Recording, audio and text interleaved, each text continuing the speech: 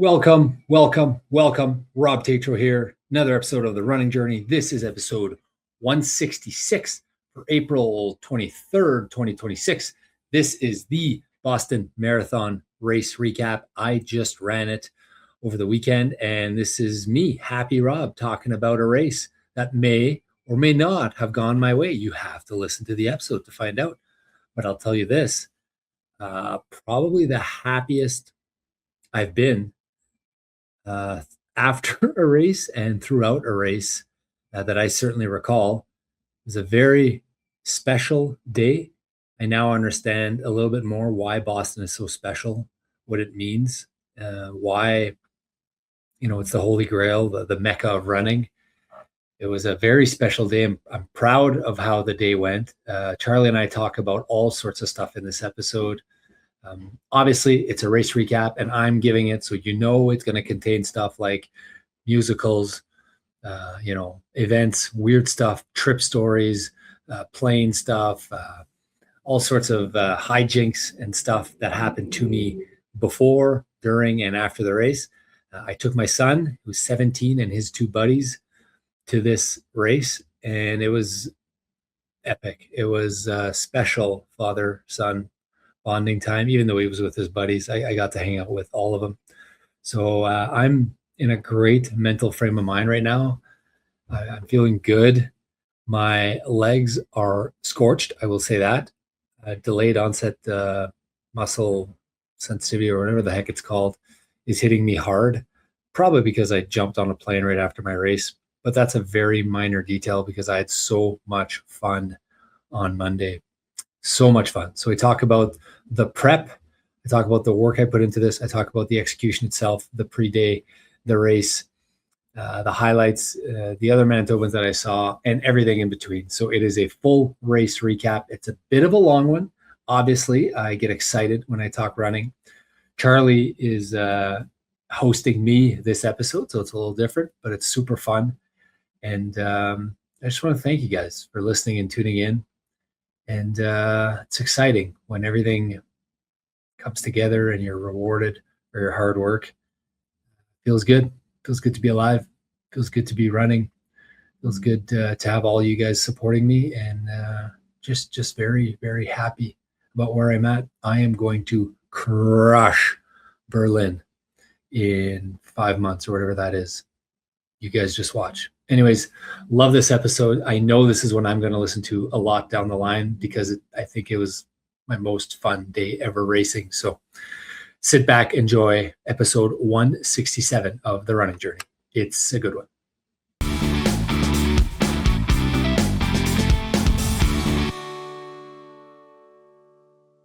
All right, guys, welcome. It's me, Rob Tatro. I'm here with my brother Charlie on a couple days after the Boston Marathon. How am I doing? Yeah, how are you doing? Nice shirt. What a shirt. You ran the Boston Marathon this weekend. Oh, this whole thing. Yeah. Yeah. Where did I get this? Oh, you know what? They gave me this at the Boston Marathon for finishing the race. They gave me this shirt. Remember when we did it 2 years ago? Yeah. Well, you've done it twice, right? Yeah. The color schemes. What did you think of the color schemes of the Boston Marathon? Because they change every year, right? They go like the year we did it was like a light purple. I'm not good with colors, but is that accurate? It was purple or pink, or it was ugly. The one we did. I don't really remember. I remember looking at it. I didn't buy the jackets. I know one year it was purple and red and like purple and pink or something. Yes. It was ugly. And we didn't buy it. Maybe last year was different. I thought that was last year, but I could be wrong. I think they change every year. And I know they change every year, but like what was last year and what was 2 years ago? I don't know. The one I went to was an ugly kind of, there was purple, and then these things were like a shade of pink or something on the sleeves. Yeah. It was just not pretty. Yeah. And we both said, we're not buying it. And it's crazy because when you see how cheap these things are, like they're so affordable, like 180 Canadian dollars for a jacket. Like good deal. You have to buy one, right? $200. I mean, it's still less expensive than Chicago, I think, though. Some of this stuff was anyways, because the only thing I checked in Chicago were the shorts.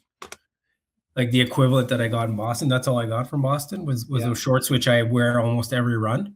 Not almost, but I wear them lots because they're just easy.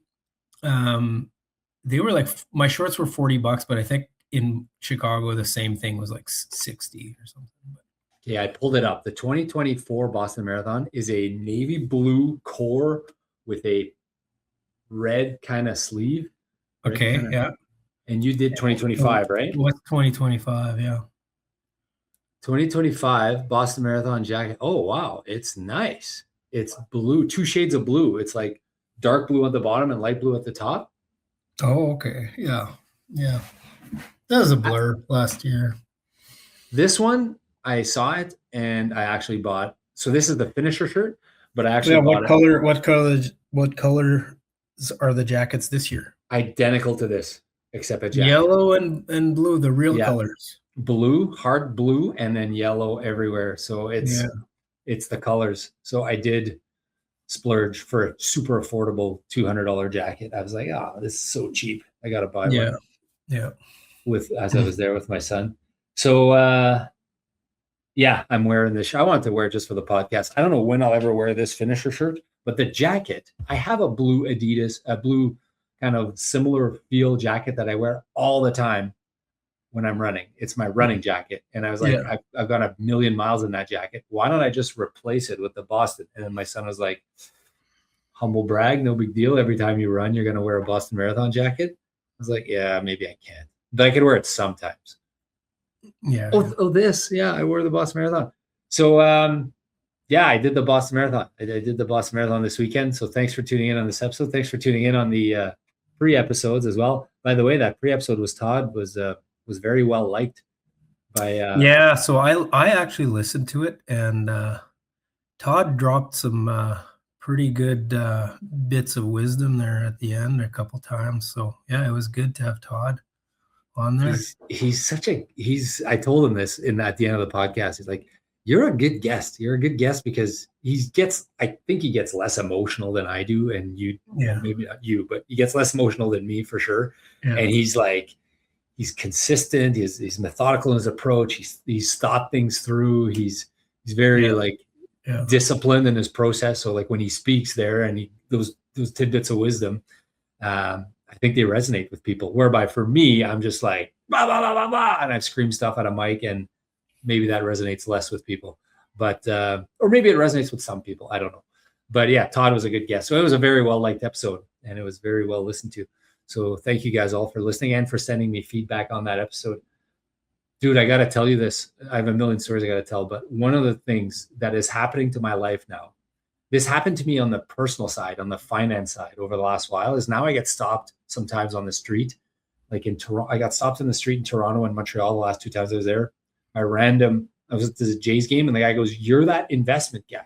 You're the guy who talks about investments." Cool. And this is, it's cool, but I mean, I don't know if I like it. Like it's very, very low grade popularity if one person out of like 10 million recognizes you. Yeah. But it happens quite a bit now on the investment side. But on the running side, it happens at races now.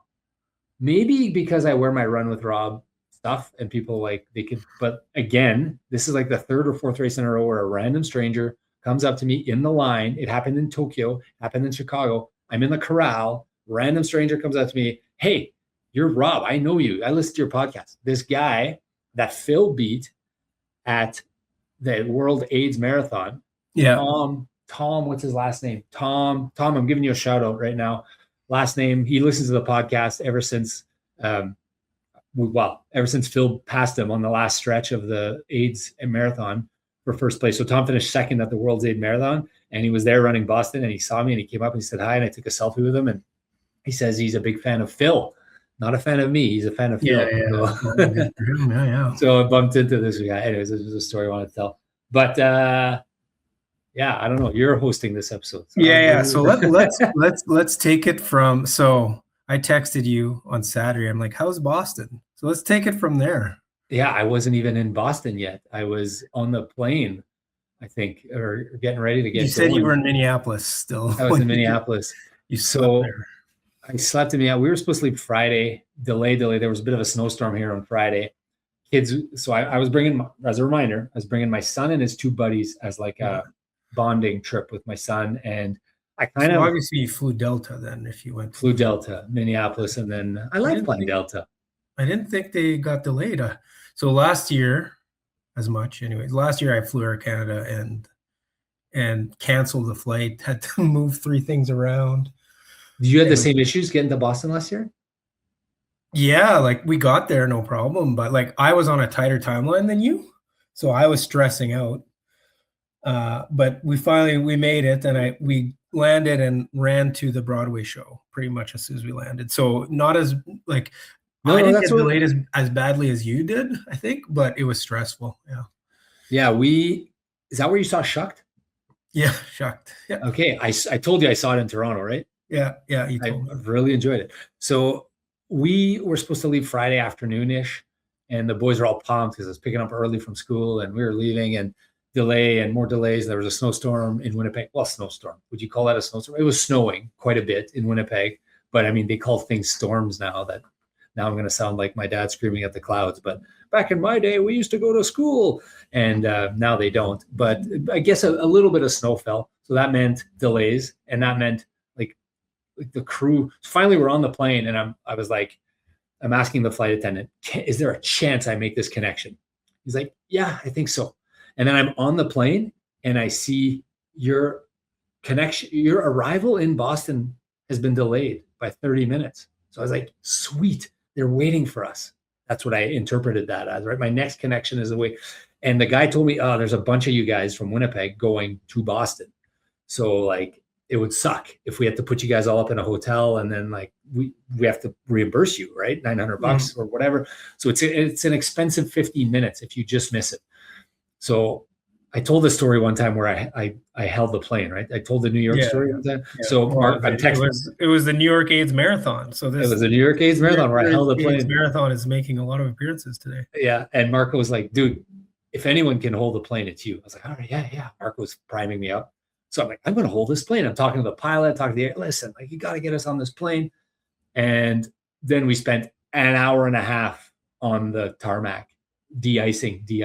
Oh, the de-icing always gets you. Zero chance. Forever. Yeah. Zero chance. Always gets you. So like I kept getting the notifications. Your plane is boarding. And then like your plane like took off and I'm still in Winnipeg. So okay, I guess I'm not making it. So we didn't make it. We got there super late. It ended up like we spent like hours and hours on the tarmac, de-icing, re-de-icing. We didn't get to Minneapolis till like it was midnight. We had a 6 a.m. flight, supposed to be 6 a.m. flight. So that meant 4 or 5 hours of sleep, 4 hours of sleep. Yeah. So I was like, in the old days, I would have just slept at the airport. But I mean, I had these kids with me and like, okay, let's go get a hotel. So the Holiday Inn, Bloomington. And then more delays. So we didn't get to Boston till, well, the Broadway show. So we got to Boston. So was it like you just got off the plane and went to the show? Went to the show. So yeah, same with me last year. Okay. Beauty and the Beast, baby. It was epic. Yeah. Was it epic. So Gaston, no one shoots like Gaston. No one in a wrestling match, nobody fights like Gaston. He used antlers in all of his decorations. It was great. I saw the movie when I was a kid and I liked the movie. But like, Broadway shows, they're like, but this isn't Broadway. This is like Broadway tours. It's Boston Broadway. It's like AHL. It's like AHL hockey. Yeah. It's like watching the AHL or like the best in the dub. But I still loved it. And I was worried that the boys, because I probably told this story, but the boys were so hard to get to commit to anything. Yeah. Months and months leading up, I was like, guys, what are we doing? Here are some options. I'd send them 5-6 things, nothing. And then I'd ask my son. So finally I said, screw it. I'm booking the Broadway ticket. So we'll have one thing on the itinerary at least. And I booked that and we went. And I think they had a good time. And then we're just kind of walking around downtown Boston. And we went to this Museum of Illusions. I was like, oh, this might be fun for them. Yeah. Museum of Illusions. That was good. Then we went to this, I'll be brief. We went to this claw machine place. So these stores, it's just a million claw machines. And I thought the boys are going to have a good time. So I bought $100 of tokens and I said, go to town, boys. Try to win 3 or 4 if you can. There was this one that was tougher. It was this Mario branded one. And it was hard to win. I won like 2 out of my $25. These kids figured out this one machine and they literally emptied the entire machine. The claw was not calibrated properly or something, but they cleaned out the entire machine. And I was kind of watching, and I could see that the staff was watching. And finally, the customer wins against finally, the claw. We've turned the table on the claw machine. I've dropped hundreds and hundreds, not thousands of dollars in my life on claw machines because it's a bit of a dopamine hit. It's like gambling, right? Oh yeah. It's like you're like, did I win? No, I didn't win. Okay, try again. It's like, so these kids figured out this machine. The manager started hovering over, and then he was like watching, and then all of a sudden he was like, "Oh, you guys counting cards?" It was like blackjack. He's like, I have never seen anyone win this many ever since we've been open. And I was like, ever? He's like, ever. And I was like, how long you guys been open? He goes, yesterday. Oh, for real? So I told him, I said, I think you need to recalibrate your claw on this one. He's like, yeah, fudge, we'll have to figure it out. So 46 stuffies, and the way it works at these claw machine places, checked luggage, I guess. Well, I was like, what are we doing, boys? Like we don't have room for these. We had bags and bags and bags of like stuffies, and like we don't need stuffies. We have a million stuffies, but they were all Mario branded. My son's a big Mario guy, so we ended up trading them up. You can trade them up for like bigger ones. So my son had like a 3-foot, like a 4-foot pig that he really wanted. So all right. So we took all these stuffies, and you're right. The punchline to that story is I ended up having to pay $35 to check his luggage so that we could bring all these stuffies that are just going to sit in an attic and gather dust. But it was super fun. I'm sure if you got some spares, both my boys would take one. Yes, I'm bringing your boys some Mario stuffies. I'm definitely. Alexandre actually said that. He's like, we're going to give them to everyone we know. I'm like, okay, perfect. So then I got this text from someone we both know, Joe and Becca. Oh, Beck, I saw she ran it. I thought she was injured, and she's injured. So Becca ran it against doctor's orders. I don't know if she's listening to the podcast, but she has done 24 marathons in a row, the Boston marathons in a row, something like that. Yeah, she's got like a pretty long streak, and she's like, well, if I can do that, she was in a brace and a wrap, and she, like, I don't know if it's tore her MCL or it's something pretty significant. Like she's not supposed to be running. No, I saw when she got injured that it was pretty bad. Yeah. Like, and so anyways, the punchline to that is she ran. She did a 450, I think, or 440, and she kind of hobbled through it. I saw videos, like she got it done. So Becca was the race director for 777 with Charlie and I. 7 marathons, 7 days, 7 continents. And she'd been on the podcast. She's a friend of the pod. She's done an episode. Joe is a beauty. Joe's the logistics guy. Joe is like a Marco. Joe, I saw, I got invited to their house. They like had a house party. Yeah, she had invited me too, but you got an invite. I didn't get an invite. Last year she did. And because I wasn't there. Yeah. She does a Boston party. She does a Boston marathon party. Yeah. So did you go? I said, no, I can't go. I'm with the boys. And they're like, bring the boys. And I was like, bring the boys. So we're having dinner at this place. And I told the boys, what do you guys think of a house party? And they're like, yeah, you used to do that when you were young. Hey, Dad, like boomers, they used to go to house parties. Yeah. Like that's not a thing anymore. Is that not a thing anymore, I guess? Dude, it's such a foreign concept to them. They can't understand why people would sit around and just talk and like crush beers and whatever. And do well, they don't drink for one, but I mean, this was a Boston marathon party. There was no drinking. So I'm like, what do you guys feel? And they're like, we'd love to go, Dad. So I'm like, all right, Joe, we're coming. So took an Uber, went to Joe's place, Joe and Becca's place, took my kids, my son and his buddies to his first ever house party. And they were, I don't know if I want to say, it was a different experience. For me, it was like the greatest thing ever because everyone in this place was Boston runners, right? They were all just Boston runners. So I got to shoot the shit with, I met this guy, Henry. Every year, what he does 4 Boston marathons. So he runs at the finish line to the start line. Then he does the Boston Marathon. Then he goes back. He calls it a quad. No big deal. Every year he does that. Well, I don't know how many years, multiple years he's been doing this. So he was there. So I chatted with him and I was like, I think I want to do this next year with you. He's like, all right, you're in. I was like, all right, I think I want to do it. I mean, obviously this is drunk talk, but I think that'd be cool to do four Boston marathons in a row.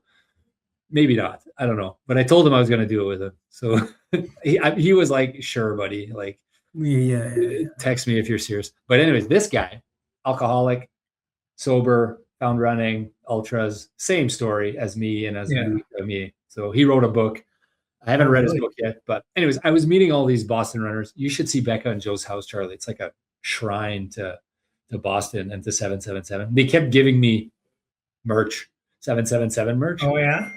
Yeah, it was great. So went to bed, and then next day I had to go to the expo. I still hadn't picked up my bib, so I went for my jog in the morning, and I thought, oh, the boys will be up. It'll be like 9:30 or 10 by the time I get back. No, it wasn't.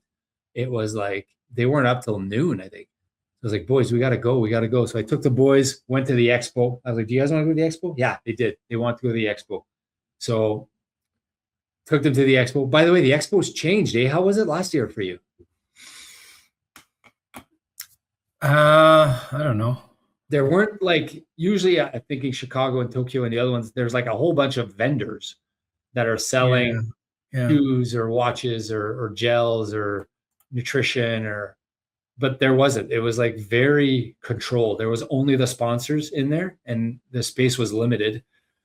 And then they had the vendors outside on Boylston. Not a big deal, but it was a short visit and I couldn't find gels.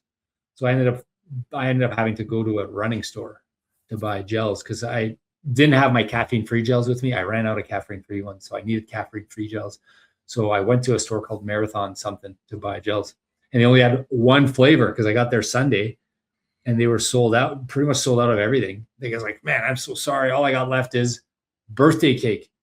Nice. It was awesome. Caffeine-free birthday cake. So I had my gels. It was good. And then Sunday ended up, you know how, like, what did you say in Vegas? You did like 25,000 steps or something the day before your marathon? Yeah. I felt like that, just walking around all day. We went to the ice cream museum. We just kept doing different things, and then went to Dave & Buster. And I was with the boys and I was having a blast, right? But I wanted to limit my steps. Anyways, got to bed at 9:00. This is my new thing. In bed, 9:00, no matter what. Devices off, nothing going on, in bed. And as much as I woke up the next day and I said, I didn't sleep at all. I was up all night. My sleep score, I got like an 89 sleep score. So I know what happened now. I think this happens all the time. Does this happen to you? You dream about not sleeping? I think it's a very well-known phenomenon that so maybe it's dreaming, I don't know, but like it's documented that a lot of times people, they think they don't sleep at night, but they actually do get some more sleep than they think.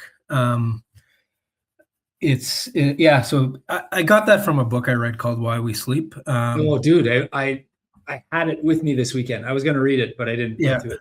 Yeah, so it is. It's a thing in there that they talk. It happens quite a bit. By the way, but I think it could be that you were dreaming. Yeah, I never thought about that. Is that book good? I heard it's unbelievable.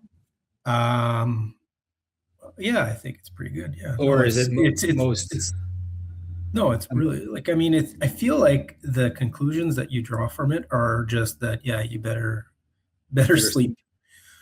Yeah, I think I've alluded to this before. Sorry, go ahead. Yeah, no, that's about it. I think there's some really interesting things about how sleep deprivation can be as bad as like having one beer. Like, sorry, or 10 beers, like even like... Yeah, you're like intoxicated if you go like 18 hours without sleeping or something, right? Yeah, even just 18. So like a normal day, you're probably up 16 hours. So as soon as you go over that 16, you start getting basically drunk. And there's quite a few other things about like how sleeping pills basically just kill people and things like that. But okay. Well, that's my interpretation, right? So I'm like, that's summarizing probably 2 chapters in one line, but I love it. That's why we have our podcast. So people value your opinion, Charlie. Like that's awesome. I feel Anyways, no. I want to just one more thing about sleeping, because I think in all the things that I've changed I made a lot of changes in my life over the last 5 years, a lot. And I think one of the best ones is that I've kind of figured out the sleep thing.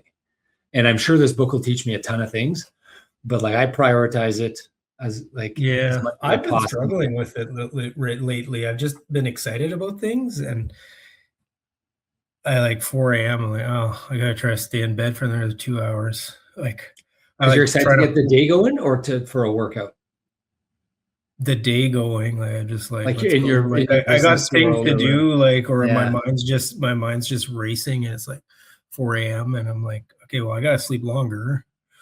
But yeah, so I've been struggling a bit. One thing that I do for that, and I don't know if this helps or not, but for me it has helped, is if I find myself struggling with thinking of something nonstop, Yeah, it's either going to be like something I got to do at work, or yeah, something I need to do with my kids and family, or something I need to do with my running or my training. I just pull out my voice notes, or I pull out my phone and I just drop it from my brain to my phone. And it doesn't always help, but a lot of times it'll allow me to yeah. just sleep again. Even if Yeah, I it's guess. 3 a.m. Even if it's 3 a.m., it works, Charlie, for me. Yeah. No, I've done that, or that's a really good tip. I think the slight difference for me is that, to me, sometimes it's not even things that I need to do. It's like things that I'm like problems so my work involves a lot of like figuring out solutions, like creative solutions and things like that, and figuring stuff out. And a lot of times I don't know the solution, but then like at night I somehow starts like I start figuring it out. But so even though it's not like, and then I wake up at 4 and I'm like, I've got it almost figured out. And it's like, okay, well, now I can't stop it until I got it all figured out, you know? But so, yeah, I don't know. Anyways, but I do like the idea of like when it's like a to do for sure, or even like my situation, maybe just put some notes into my phone so that I remember what I've thought about. That's the thing. I'm worried that I'll forget about what I thought sometimes. Yeah. And I do the my stand up bits. Yeah. Like I used to just think, oh, that's funny. And I'll add it to this piece and it'll work. But then it falls. You forget about it. You don't. So I've started every single stand up, even if it's a tweak to a punchline, or I automatically have to document it right away. Otherwise I lose it. And it sucks to lose something funny. Yeah. And same with like podcast ideas. I do that now, like stuff we need to talk about. Yeah. Then it's there. Stuff that matters to me, I guess, in my life. But back to the sleep thing, you're right. For some reason I felt like I didn't sleep, but I'm smart. I'm aware enough to know that I looked at my phone and it said 89 and it said I slept. I'm like, actually, must have slept. I feel pretty good. Must have slept. I'm sure I was either just dreaming or thinking I didn't sleep or whatever. Yeah. And it doesn't matter that much because I've pulled marathons where I was really, Like really, no really, really sleep. no sleep. Yeah. I've done marathons with no sleep too, and you can still do them, right? Yeah. So I was like, if I got 4 hours, that's great. That's what I thought in my head. And then I was like, holy shit, I actually slept awesome. Sleep, I would say, mark this down, like sleep before the night of a marathon is just bonus. It's gravy. Any sleep that you can get is bonus. That should be on a t-shirt. For the 9 people that would wear it. Yeah. But I had spent an obscene amount of time prepping my plan for this race. And well, can I pause you on that? Yeah. For a second. I also listened to your plan last week, and maybe I don't want to get too far ahead, but you came pretty close to exactly what you said. So yeah. No, that's kind of what so last week on the podcast kind of got me percolating like you do at 4 a.m. with your problem solving. And that was the start of me going down. I couldn't like and I had all this time at the airports to kill, right? Yeah. And I was like, I could read a book right now, or I could just work on my race. Yeah. And this will sound boring to you, but sometimes you need to put in the work for these races. And it's not just on the training. Like it sucks to have to memorize splits and memorize miles and memorize hills. But if you really want to succeed, it's a bit of work that you got to do it. And I was willing to do the work. So I'm like, if I can, I love doing that stuff. So for me, it doesn't even feel like work. Like me and Todd are kind of, I think, like that. But yeah. So I went through it. I took my plan. I memorized my mile splits. I memorized the hills. I memorized all the pieces of data that I could get. So you could ask me any of the 4 hills, what mile they start, what mile they finish. I still, I'm assuming I still remember, but I know, and I memorized them with hockey player numbers. And I know that the first one ends at 16.6 because it's Lemieux. The second one ends at Markov, so 17.9 miles. And I know the third one ends at McDavid, 19.7. And I know the last one is my number as a kid, 07, so 220.7. So I know that that's all the miles where they finish. I know the length of them. I know when they started. I know the pace I should be doing on them. I knew so I worked hard for this. And part of that included my pre-day race plan. So Todd was chatting. Can I just pause you for a second on the remembering numbers from hockey players? Yeah. I do the same trick, except like all my hockey players are like from the 80s or 90s. I don't know any new hockey players. And so it's like, oh yeah, Shane Corson, Mike McPhee, things like that. It's 35. Shane Corson 27, Mike McPhee 35. Yeah, you're 2 years older than me, so you have a little bit more older guys than me. But it's like all the new guys. Well, now that I'm watching the Montreal Canadiens in the playoffs, I'm starting to know players. But yeah. Oh, they're fun to watch. That Hudson. Oh my God. Yeah. We'll spend some more time on the Canadiens because I really think they're going to. No, they're going to win this round. Plan. No, so I had memorized and I had made my plan, and I knew. So initially, I was debating. It's 50 minutes to go to the start line in Hopkinton, directly to the stop line. Most people don't do this; they don't recommend it, but you can get directly to the start line. You go to it's a 1 mile away from the school, and they have shuttles that bring you back and forth. I debated doing that, or it was a 20-minute Uber to downtown Boston to get on the buses, and the buses take you directly to the school athletes village. So I thought long and hard, and I decided initially I was going to just Uber to the finish line, to the start, but I said, no, I'm going to do the buses. I've done that before. One less variable, Rob. Remove variables here, and you're not going to stress out. You know it. You don't need that sleep that bad. I was worried about sleeping. Right? I want to sleep till 8. Well, nobody ever sleeps till 8 on race mornings anyways. Yeah. So I was perfect. I was up before my alarm. I ate, got in my Uber that I had pre-booked. Yeah. What time did you get to Boston Common?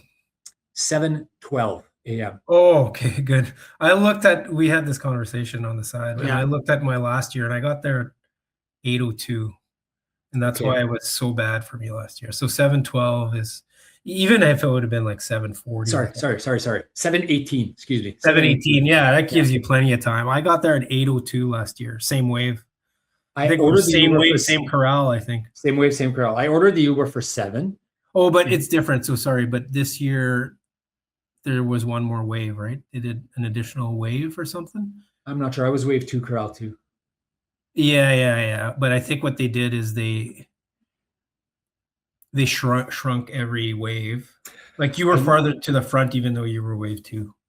Maybe. Yeah. I know that they did a new path down. When you walk, there's 0.7 mile walk from the athletes village to the start line, which I think everyone remembers quite clearly. Yeah. I had to pee so bad. They separated those now, and there's 2 paths now. So first time ever, we were walking in front of new houses in Hopkinton. So that was a thing.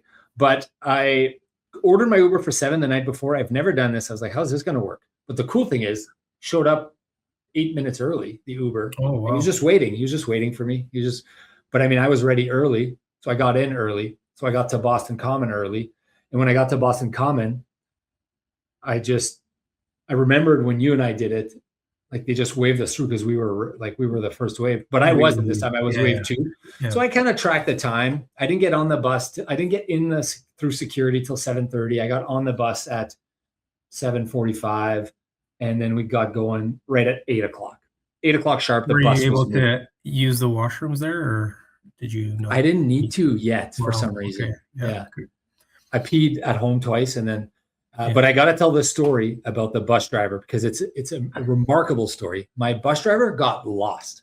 My bus driver got lost on the way, and I've only done this once, but I'd studied it so much, and I knew the area so much. I knew she missed the turn, and I was like, plus secret hint, there was a big sign, marathon buses, take next exit. Yeah. I remember the big sign. Yeah. So she missed the exit. And I was like, she missed the exit. And I'm just talking to myself. And I'm like, she missed the exit. And then the guy next to me is like, what? I was like, she missed the exit. He's like, dude, like, are you sure? Pretty sure she knows where she's going. I was like, I don't know. I think she missed the exit. Anyways, so she takes the next exit, but she takes it north. So now we're going opposite direction, completely the opposite direction. And I was just like, now I'm starting to like, and then word starts spreading in the bus. Oh, yeah, panic. Panic starts spreading in the bus, and people start screaming, hey, missed the bus. And then I just look at the guy next to me. The guy behind me was like full panic mode. Yeah. And he's like, he's like, I don't have my phone. Are you sure she missed it? I was like, she missed the exit. Here's my phone. You can go talk to her. And then the other people around started chiming in. They're like, I don't think he should go talk to the bus driver. They're like, I think you should go, me, because I looked calmer. This guy was freaking out, right? Yeah. So they kind of voted, and they said I was going to go talk to the bus driver, and I was going to go tell her that she missed the turn. So I got voted. So I went to the front. I'm like, hey, do you know where you're going? And she's like, I think I'm going the right way. She's like, no, I think you were supposed to turn back there. You're not going the right way. So she had her piece of paper. She gave me her paper. She's like, you tell me. And I was like, yeah, see, you're supposed to say exit 50. Supposed to say exit 50. So she's like, where am I now? I'm like, you're like 4 miles the wrong way. So she's like, okay, what do I do? I'm like, so I like, here's what you're going to do. So she's like, okay, but like, it was now 3 miles till the next 4 miles. We didn't get off till exit 59. So now we're 9 miles the wrong way. And she had to pull a U-turn. And now people are panicking because now we've added 20 minutes to the bus. People are freaking out. So now we get back to the same spot. Yeah, but you guys are still 20 minutes ahead of 30 minutes ahead of where I was last year. I knew there was no reason to panic. I was the voice of reason on this bus. Yeah. Thank God I was there, because people were really getting antsy. And I get it. If it's your for some reason, I was calm. For some reason, I was just like, it's okay, guys. And I was like talking to people. It's okay, guys. We're good.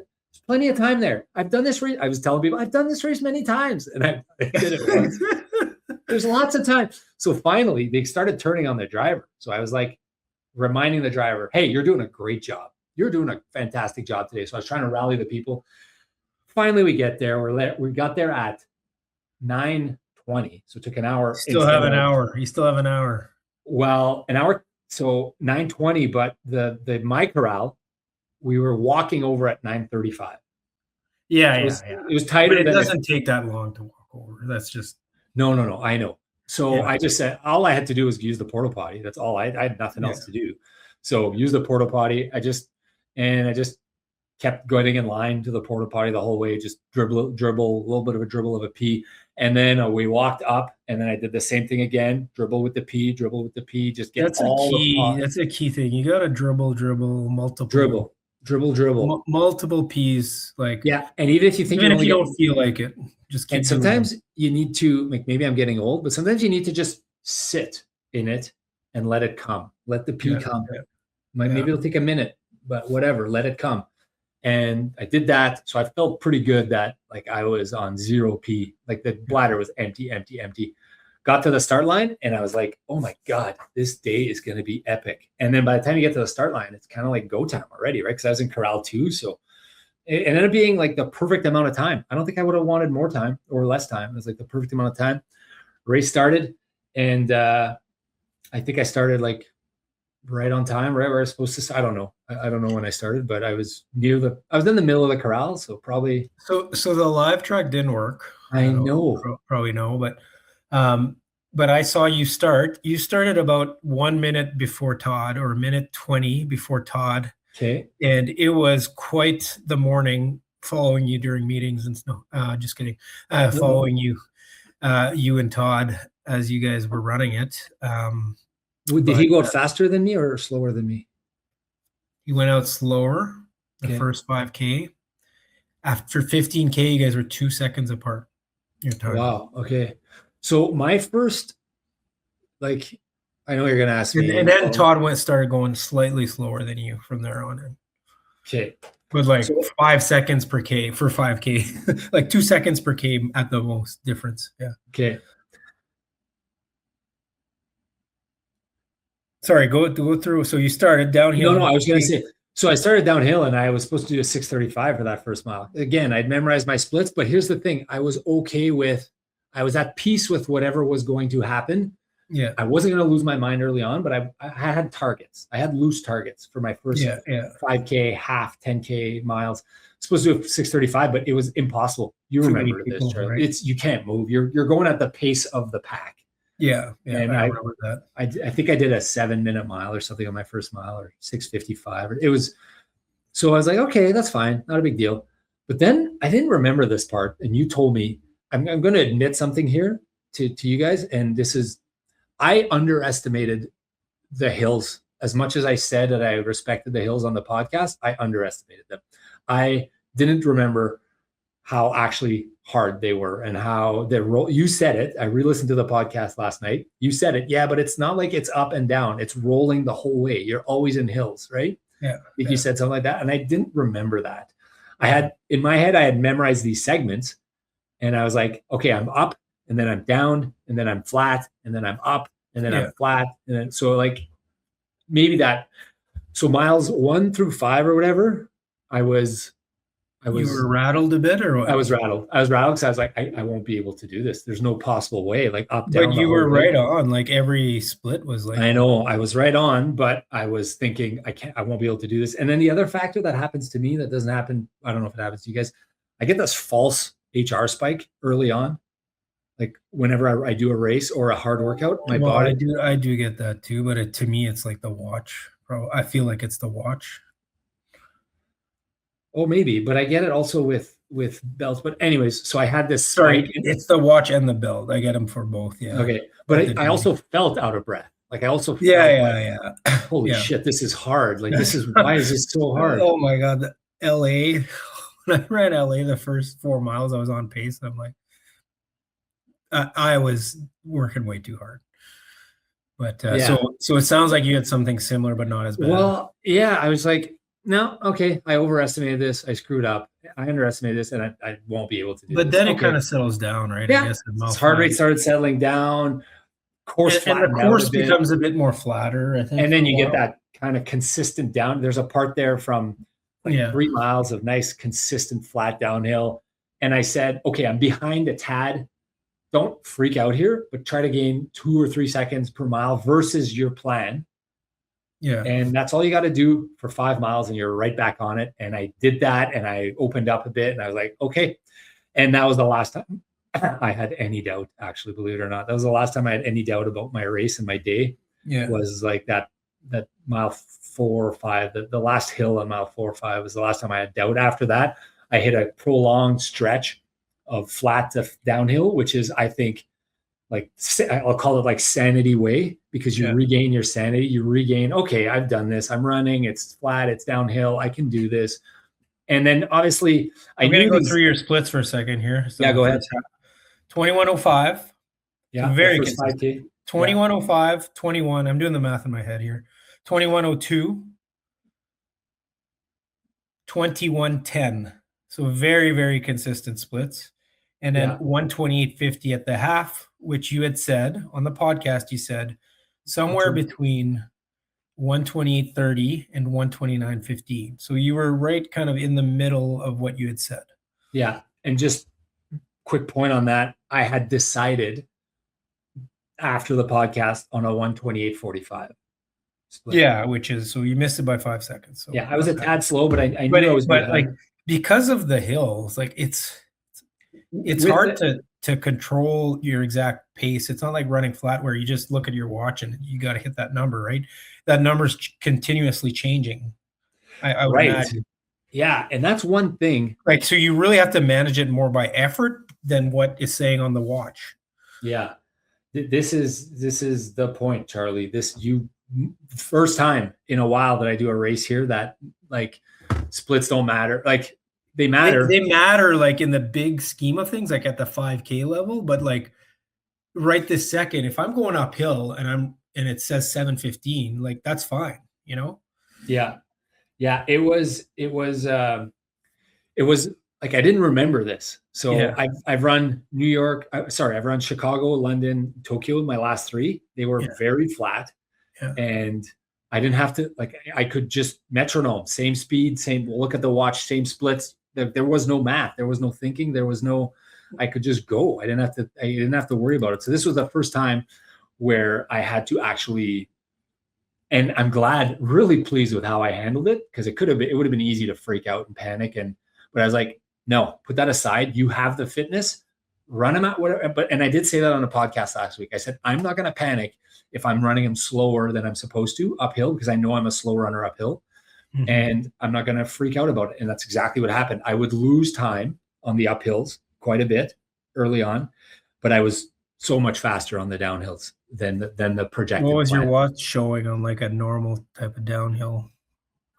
Man, I hit some 6-minute miles. Yeah. And I wasn't trying to run them. You were just letting my legs catch up, my legs catch up to my body, and my heart rate was dropping. Yeah, I noticed that too. For me, it's the same thing. Like in LA, it was like that. Like I would always like they were like LA has more the hills are steeper than in Boston, and like on the downhills I would hit low sixes, but at the same time the heart rate would drop. So it was easier. So yeah, it's counterintuitive that it makes that much of a difference, and even the heart rate goes down. Like it's harder on the muscle. It's harder on the muscle. It was very what's the word I'm looking for? Reassuring, perhaps. Yeah. That like I'm okay here because I can take them up really slow, and I can just hammer them down. And for some reason, I had the confidence that my quads. I've done a ton of work in the gym these last 3 months with Joel on eccentric movement and just preparing my legs for this. So I'm thankful to my personal trainer that I think they held up so well. Or we just do a lot of miles. I'm not sure, but one of those two. But yeah. So I'm just going to read you a text I sent when you were at the half to Chris. Me and Chris were texting. Okay. And like at the half, I'm not sure what you guys thought. I'll tell you in a second here. But I knew, I was pretty sure I knew exactly what my finish time would be. Okay. And it's crazy that I can say this now, but I feel like I understand my body and these max effort marathons so well now. Like, yeah, I'm trying to find it here. So I'll keep talking while you find it. Yeah. Go ahead. Because the thing is, I know, and some people disagree with looking at heart rate as an indicator, but for me, it becomes just another data point that I know if I can reach the half at 160, I can unleash the second half. I get one heart rate per mile increase. That gives me the last 3-4 miles above 170. And that's a max effort. And I know that I can do that. I've done it before and I know I can do it. Ideally, it's below that, but that's kind of my max effort. And that's kind of what I was tracking. So I hit the half at 160. I was like, right where I want to be. Although, and then I'll let you say if you found your text, although I had this feeling in the back of my mind, these hills, these Newton hills, how bad are they really going to be? How bad are they really going to be, Rob? And respect. Yeah. So okay, on that note. So my first text was, I feel like so I was talking about you and Todd. Todd was at this point only like 25 seconds behind you, pretty much at the half. I feel like they need to be a little faster, but maybe they're just saving up the energy. And then the second one is, oh man, I don't know, 128.50 is pretty perfect pacing, but that second half is tough. So it's exactly kind of what you were thinking, I think, but like I didn't have to endure it. But like that second half is tough, and it's like hard to say at that point if you're going to be able to. Yeah, I had more confidence than I had in Tokyo, and I maybe that's misplaced confidence, but I felt zero doubt in my mind. I'm like, I got this. Yeah. I know the hills are bad, but the only way because here's what I debated: miles 9, 10, 11, 12, 13. Those are easy miles. I debated like maybe I open up a bit here and trim some time and go for a PV here because feeling pretty good.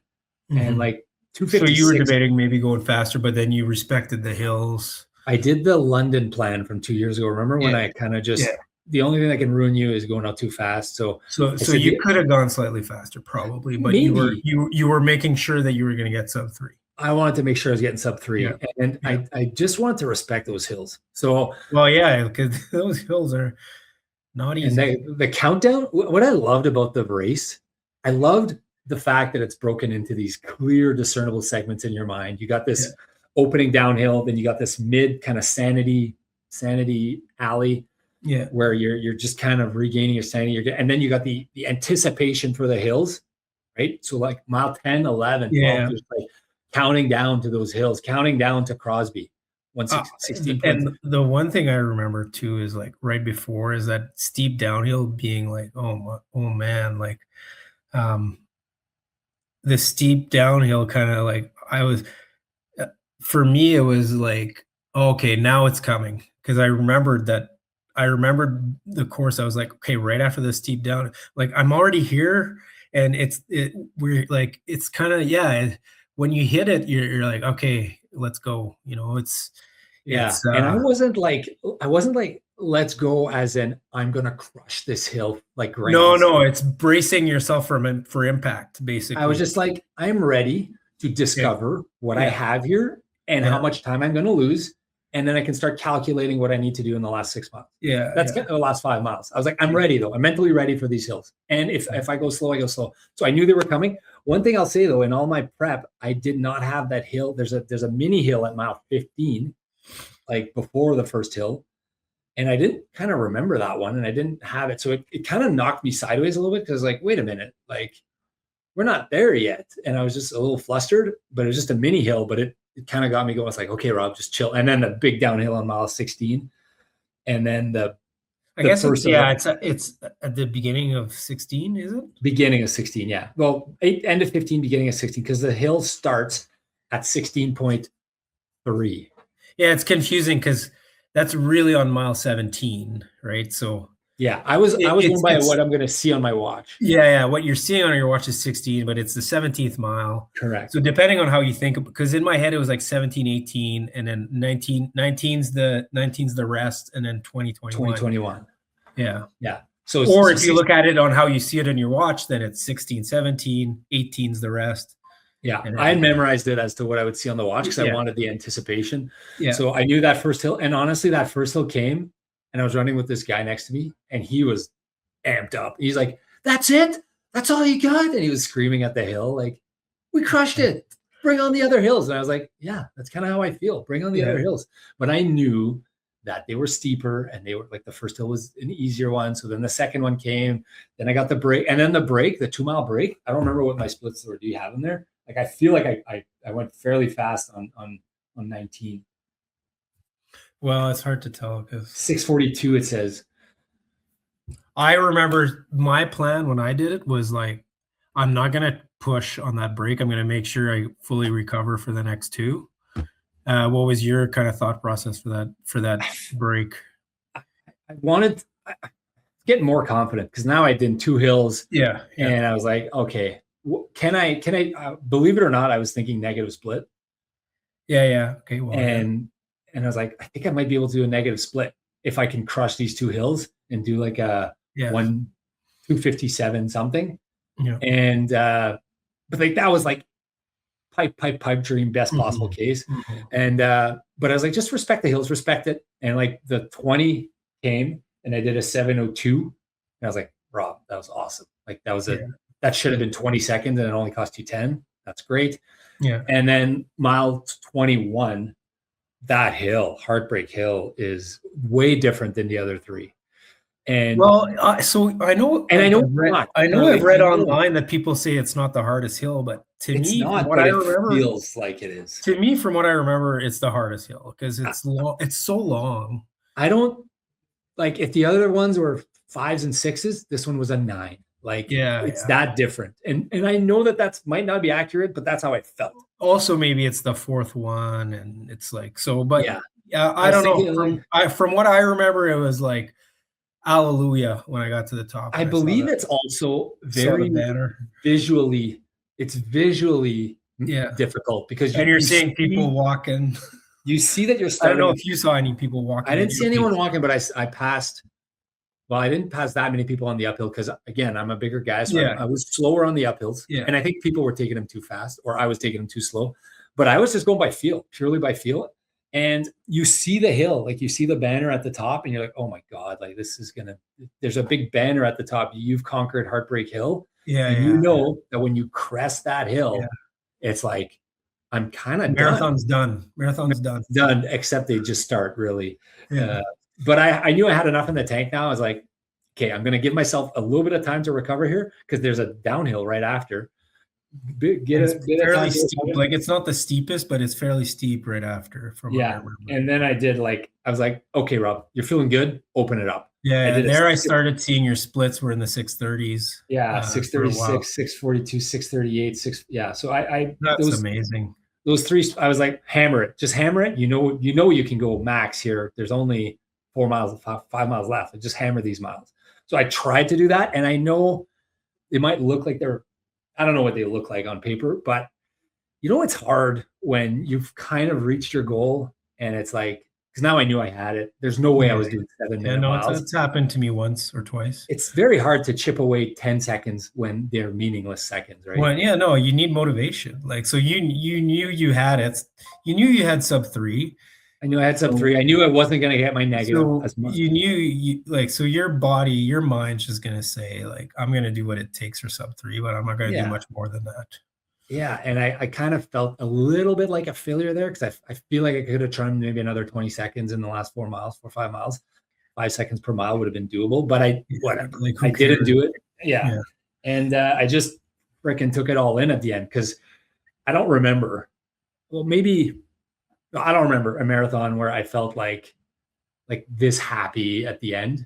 I was just like because usually like Tokyo, I was just like bad. Like, am I alive? What's happening? I don't even know. It's just such a totally different experience for me. I was in the moment. I was smiling. I knew I had accomplished something pretty spectacular, and I was taking it all in. I was making eye contact with the people in the crowd. I was just like enjoying it more than I probably should have. And I wasn't in the trauma tent.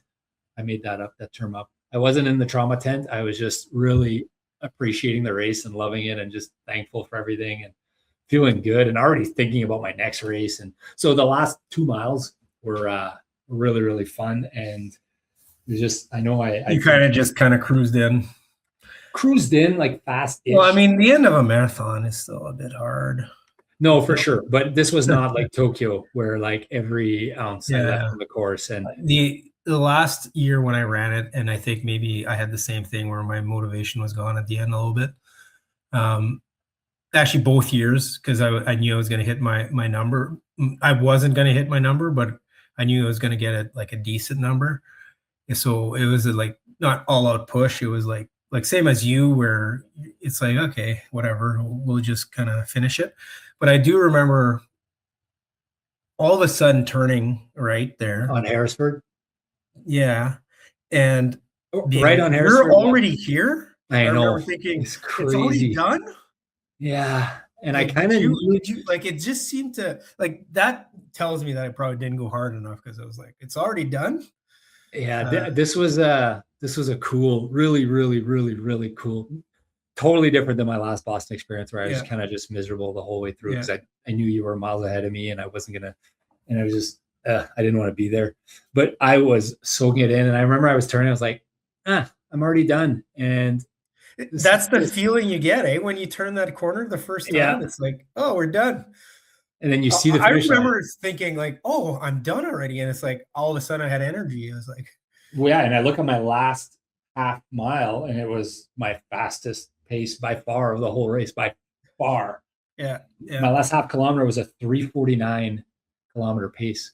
So obviously I had some in the tank but I mean, you always can finish strong, right? You always can sprint.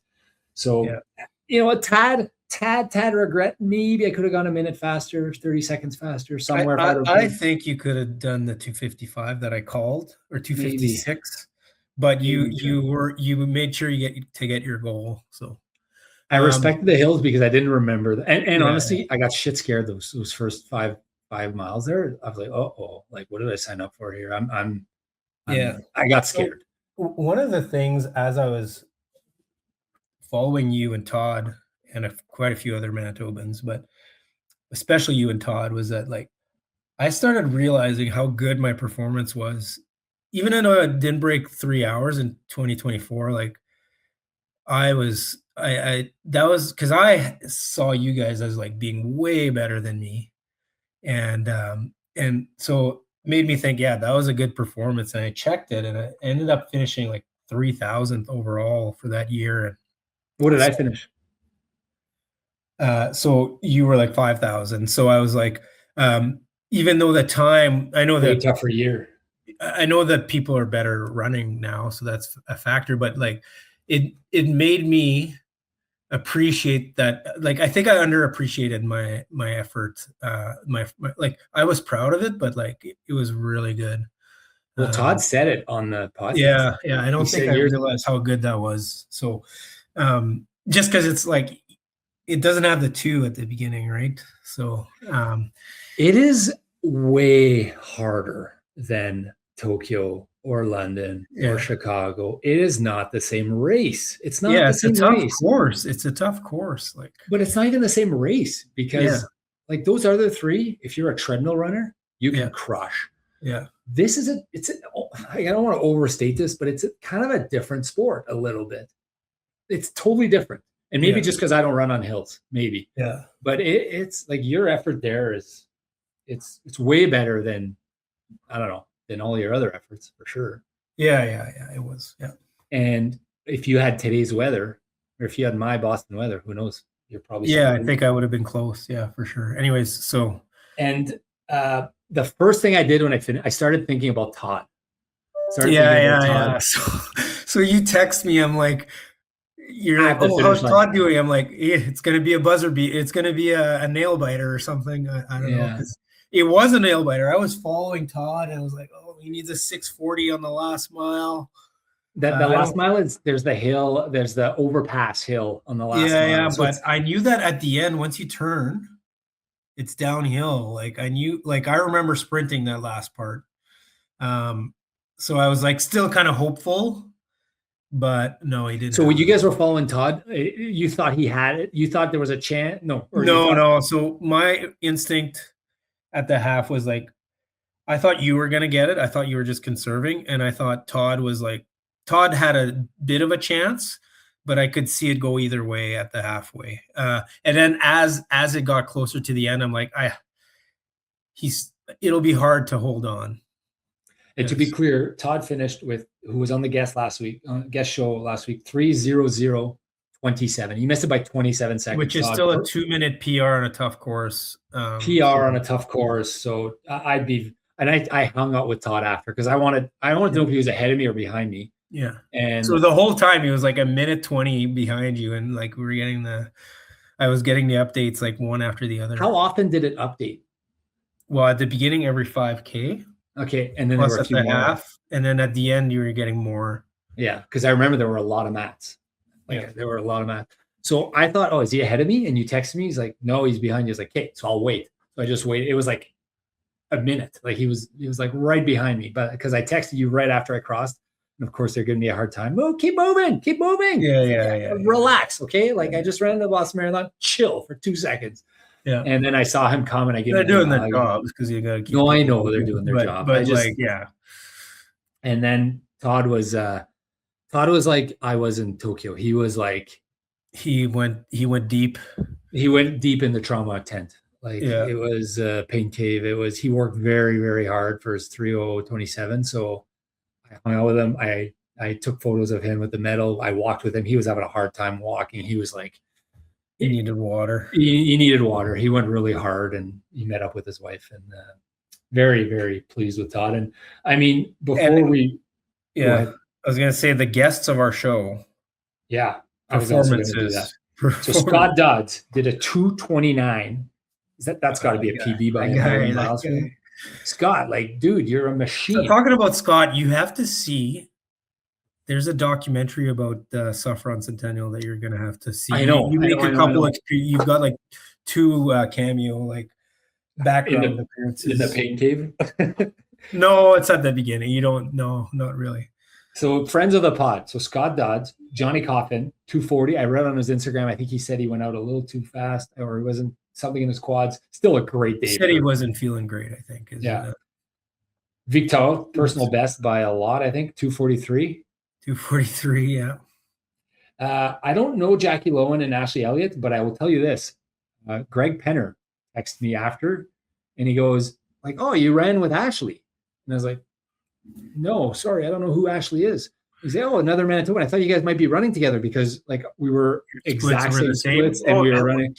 Okay, so that you have you ever, so before you go there, yeah, you have to do the, I think it's flyby thing or whatever. Flyby on Strava. You have to turn it on to see it, but it's kind of cool when you do a big race like that. You can see everyone. 6 million people. You need to do it because it'll be fun to analyze. You'll have fun watching it. Okay, I will do that. But just to finish this story about Ashley, I go, well, he goes, you guys were running, and then she pulled away from you a little bit at the end. I go, oh, what time did she get? He goes, 2:55. I was like, pulled away from me at the end. 2:55. What did she do? A negative? He's like, oh yeah, she did like a 2 or 3 minute negative. I was just blown away. Yeah. That's crazy. And I think I know who she was because on the back half, I was passing everybody, right? Yeah. Like I was passing. People were hurting, people were suffering. And remember, if you do, and that's with a 2 minute positive, pretty much, right? I ended up doing, what did I do? Like a 1 minute positive, 1:28:50. Oh yeah, pretty much just a 1 minute positive. 1 minute positive. So I would have been in like the. So that's really a negative, though. That's really a negative. That's I would have been in negative. The first decile, I think, from Todd's. No, definitely. But I was like, so obviously you're passing 9 people for every one that passes you roughly as the medal. So I was passing a ton of people. And then I was like, there's this one girl. She was pulling away from me.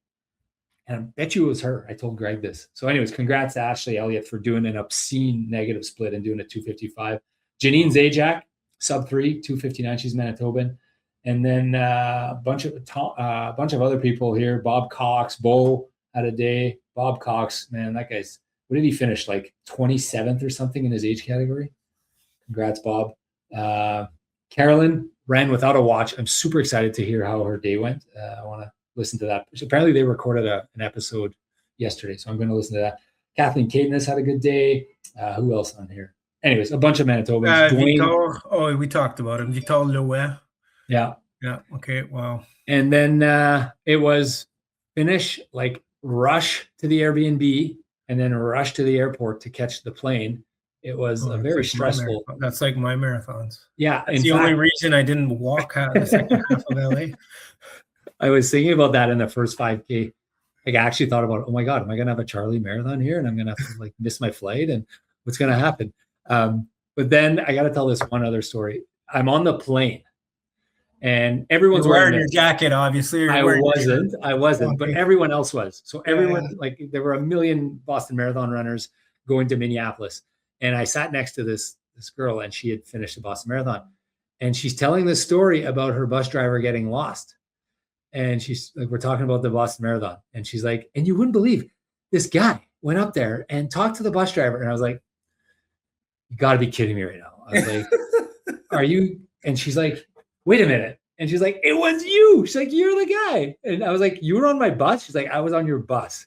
So this girl that sat next to me, this resident doctor who had a good run, was on my bus and sat. And then I got to tell this last part.